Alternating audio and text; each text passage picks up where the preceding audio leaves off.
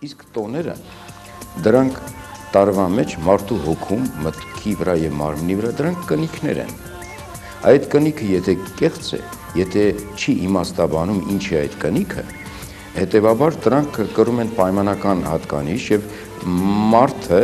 տարին տարու չի զատում եւ սկսում է չկարևորել ընդհանրապես այս ամեն ինչ։ Ըստ իս կա աշխարհագրական նոր տարի, դա դեկտեմբերի 24-25 երևույթն է, երբ որ օրը սկսում է երկարել, եւ կա փրկության եւ աստվածադիր իմաստային տարի, որը Աստծո ծնունդն է, հունվար 6-ը։ Ըստ իս հունվար 6-ը դա հայ ազգի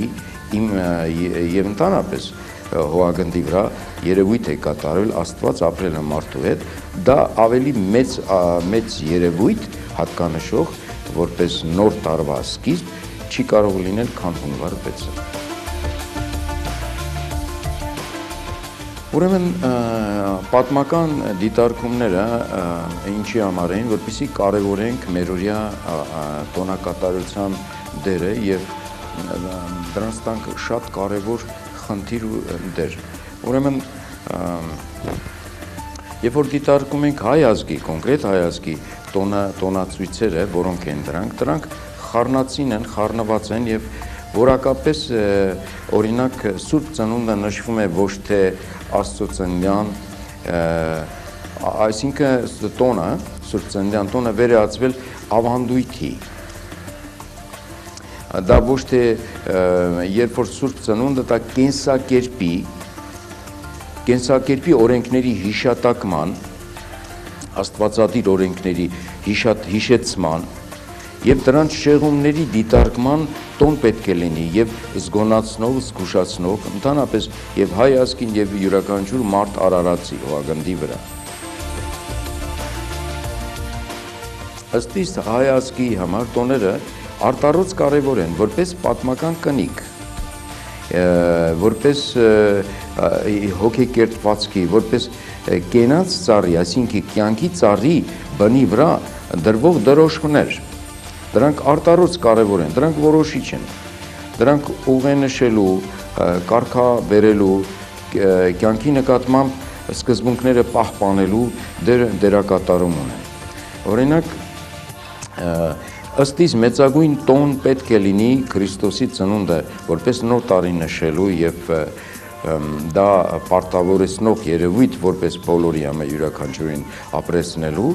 անընդհատ թարմ պահելու այդ պահանջը աստվածադիր եւ մեր մարդկային շեղումների